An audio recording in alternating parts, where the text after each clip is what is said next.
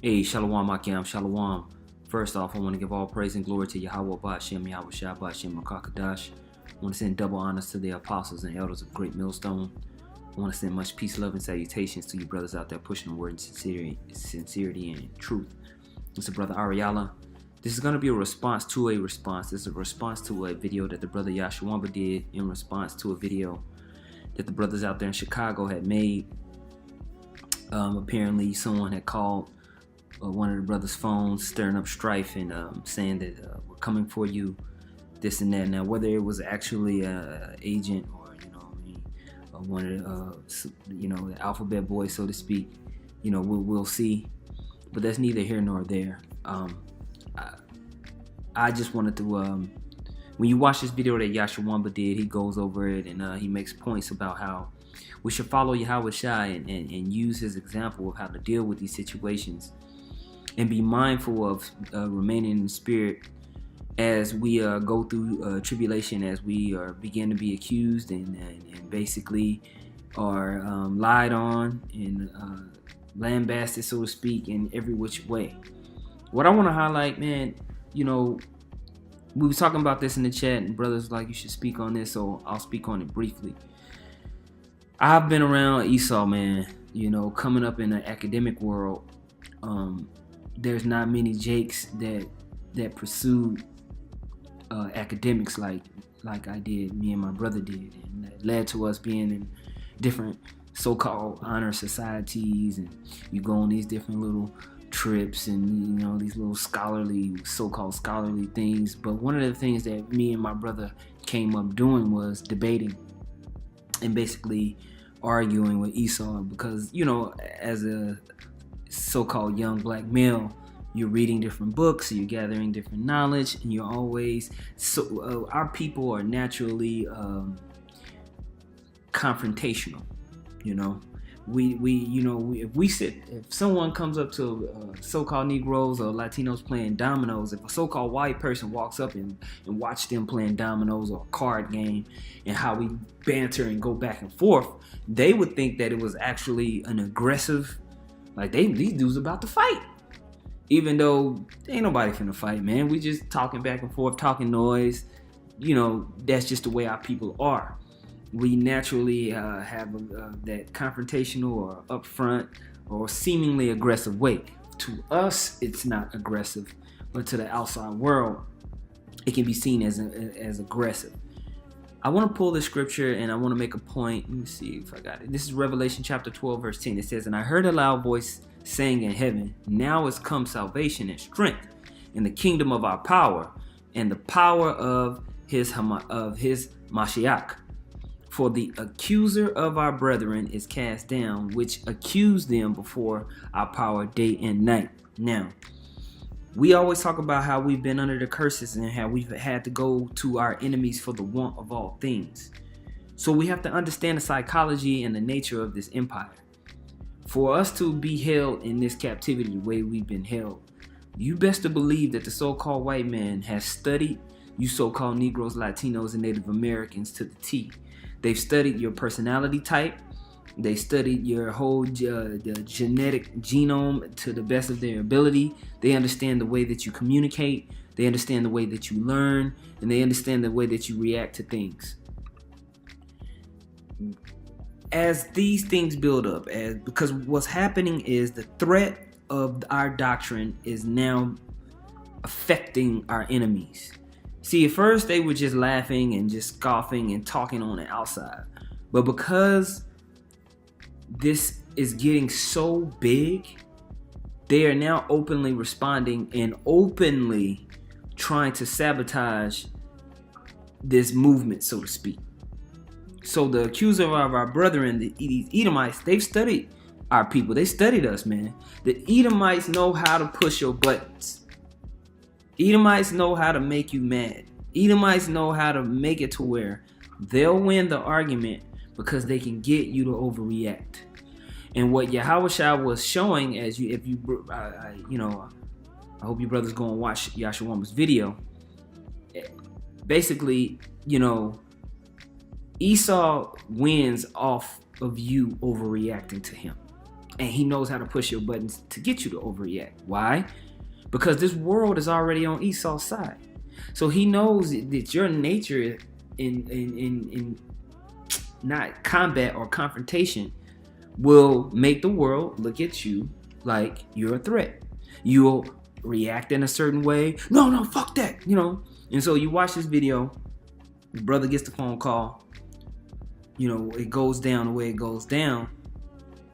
Esau can use all these type of things to entrap. See, we're in a spiritual war. So just like Syria and Israel, what happened at first with Syria and Israel? Are they shooting missiles on each other hard body right away? Absolutely not. They're shooting decoy missiles to get a counter response. And from the counter response, they can justify a full-on assault. So we have to be mindful of Esau's tongue. Esau will jump on your phone, or he'll get an agent to jump on your phone. He'll use one of these scoffers to do it, to do that. Record and be like, look at these guys. Look how they react. So we have to be mindful of how we react to certain things. And just like Yahawashi said, the best person to get that example from is Yahawashi. Now, that's easier said than done, because we've all overreacted and done too much. But we get into the times to where we have to be keen. We have to be perceptive on how we move all the time. And we have to be particular and tedious about it. So it might be annoying. You might feel like you've been, we talk about being salty, but Jake don't want to feel like they being weak. No. Being salty is being strong, like a comment the brother Mike Allah made.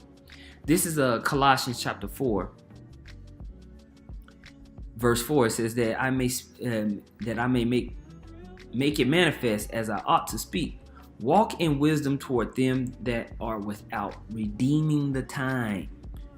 Okay? Let your speech be always with grace, seasoned with salt, that ye may know how ye ought to answer every man.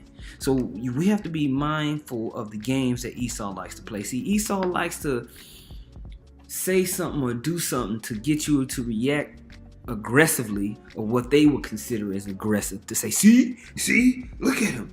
He's a beast. He needs to be, we got to get in control. I'm scared of this beastly character. Although you ain't no threat to nobody. You ain't chasing nobody up the street. You ain't doing nothing to nobody. But in this society, they have that advantage. They have that handicap, so to speak, to say, oh, look how this dude reacted. We need to destroy him. So, Akiam, be mindful of Esau's games. Esau's always playing these fucking games, man, to try to get you to react, on an earthly level, man. In a back and forth, yelling match, screaming match, F you, this and that. Nah, man, don't play that game with Esau, man. When Esau come at you with some shit, you ain't did nothing wrong. For brothers that's sincere in this thing and have been pushing this ministry, ever since the apostles and elders came on YouTube, and you sincerely have been just marching forward with the confession of Yahawashi, you ain't did nothing, man. You've been living out your daily life. You know what I'm saying? Preaching. You ain't stole. You put away those carnal things. Stealing, rape, robbery, murder. All the ways of the world, you've let that go. So let Esau, if Esau gonna be wicked, let him just go all out and being wicked openly, all of his own power, man. Okay? Don't give him shit. And that's what Yahawashi was doing whenever he was brought to counsel by the wicked scribes and Pharisees to Pontius Pilate. He let them condemn themselves, man, with their own hatred. Their hatred was so open and so overt, and Pontius Pilate could see, like, man, y'all just trying to set this dude up. He ain't even did nothing. That Pontius Pilate himself was just like, you know what, man, I ain't got nothing to do with this. This is obviously a witch hunt. So allow Esau to be caught up in his own witch hunt. And you got to believe and you got to know that the Most High is going to protect you in that time, man. So Esau come up and trying to put you up talking about you this and you that. And, hey, brothers, it's hard, man. We all want to defend ourselves. I know I have, man. I know I have that issue, man. We all want to defend ourselves when someone lying on you, putting up false information about you. You gonna want to defend yourself, man. It's just natural.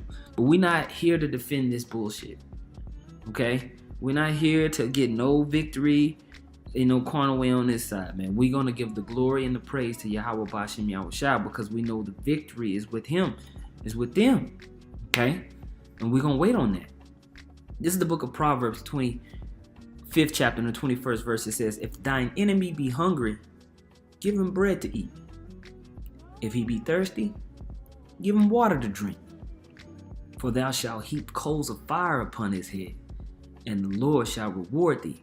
So just be mindful, when these demons want to come up and try to entrap you in arguments and words and this back and forth, man. Remember this scripture. Remember this scripture in the spirit. Don't look at this scripture and think about actual carnal food and carnal drink. Think about it in your speech. Think about it in your interactions when we come across these heathens, when we come across the enemies of the word in your day-to-day life, man. They're the impression from these people expect you or want an expectation that you are carnal or that you are a threat or that you are trying to get back at them. Don't give them that, man. And this is the ultimate way of warfare.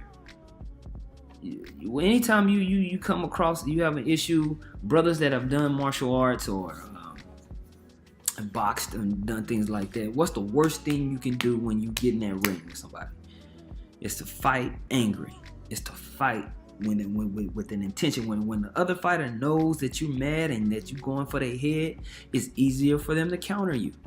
You open yourself to get countered. So what we're saying on this video is, don't open yourself up to be counterattacked when Esau does shit, man. Keep a tight defense, be mindful, and listen to what's happening. Always try to have a bird's eye view on a situation. When we gathering all this knowledge, wisdom, and understanding from the scriptures, these are just weapons and tools that we have in this spiritual war. And we should always have that bird's eye view whenever we put into situations. We got to slow things down and think fully. Okay, how's my, not so much what they said, what you say too matters in the situation. Be mindful. Be mindful. Okay? Because really, it's nothing but setups and okie dokes they're trying to get. So we got to be mindful and make sure that we're going to get caught up in that carnal back and forth. Okay? All right. 2 Peter 3:14, wherefore, beloved, seeing that ye look for such things, meaning these ending of these times, be diligent that we may be found of him in peace, without spot and blameless. So that's how we conduct ourselves amongst this brotherhood, and also how we seen without. How people on the outside is looking at us, man. We got to be mindful of that, because it's all traps and snares and nets that the Satan is trying to set up for our people. So we got to watch out, man. I want to pull this one scripture here. This is in the book of Hebrews, 12th chapter, and the 14th verse. It says, follow peace with all men and holiness, without which no man shall see the Lord. Okay? And, I'm using this scripture right here just to highlight the point of Esau is always trying to play the victim. He's going to do whatever he can to get you to overreact in situations, and you see it every day, man. Like I tell you, growing up, man, I've seen it time and time again, where Edomite will do something that's complete bullshit just to get you to overreact, and then turn around and be like, "Whoa, look, see," and 2/3 they use this tactic too, but they get it from their father, Satan. They get it from their father, Satan, man, from the beginning. And so you got to watch out for that, man. So, it's just something to take heed on. It's something that as young men, we all fall victim to. I know I have personally, you know what I'm saying? So it's something that I try to be mindful of. and I'm glad that these things are happening to basically shake us up and remind us and keep us in that mindset that we are constantly in warfare. And if you raise your head up overneath that bunker and not paying attention, you will get sniped. So keep your shit wired tight, as the apostles like to say. Be mindful, and just know that Esau's always playing games. Watch out for his games, man. He always playing these little BS games, trying to get you to do this or that. And if you get caught out there, then he'll conveniently have all the evidence he needs to bring further persecution on yourself. So don't bring further persecution on yourself by overreacting to the things Esau does. I mentioned this on the last live show I did at the very end, that this knowledge that we have, this wisdom that we gather, and should bring you into a balanced place. You shouldn't be too high or too low about what's going on. We watch all these events that are leading up into World War III. We get excited to see these prophecies unfold, but we still keep a centered mentality towards continue to produce and work, and confess and teach, and we don't try to get, just too far in any direction. We stay temperate in all things, and we just continue forward, man. So just be mindful of Esau's games. They gonna play these little games and try to get you, whether it might be via email, phone call, someone on your YouTube page. Be mindful of the words that you speak. Be mindful of the words that you type, and be mindful of the actions that you do, whether in private or in public. Okay, because you're always being watched 24/7. So I just wanted to bring that out real quick and highlight that, because it's something that I've personally seen growing up. Like these little games that Esau played, they do that all the time, man. Esau will send you a text message from a random phone. Esau will put a bug in somebody's ear that's close to you, so that person can go and tell you to start some strife on the back end and just watch it blow up from the background. Esau plays all them type of games all the time, man. He's always sabotaging. He'll hug you and he'll put you on, give you something that you need, because he be watching you. Esau knows how to push your buttons, how to piss you off perfectly. You think the black woman knows how to piss you? The Esau knows how to piss you off, man. You know what I'm saying? And so a lot of times this goes ignored because our people don't really be around Esau like that. We spend our lives pretty much put in certain places. So Esau knows this. He knows that our range of experiences is limited according to how he's ruled the world. So you only have certain levels of experiences with certain things, and Esau plays off of that. Meanwhile, he gets to go and experience and see and dictate and manipulate all types of things, man. So that gives him a competitive advantage in the world. See, but what he does not have a competitive advantage is in the spirit. This is where he's totally discombobulated. So we have to make sure that we're moving spiritually, because that's the place where Esau has no advantage. He does not have an advantage in the spiritual world. But in the carnal, back and forth, tit for tat, this and that and this, he can get you. So be mindful, okay? So I just wanted to, just mention that, man. This ain't, to be all drawn out, man. I just want to admonish something that I'm thinking about, I kept thinking about, and Lord willing, I kept thinking about. Call halal Yahweh Ba'Hashem Yahawashi Ba'Hashem Ruchakadash. Double honors to the apostles and elders of Great Millstone. Much peace and salutation. Much peace, love, and salutations to you, Akim, out there pushing words in sincerity and truth. Hey, shalom.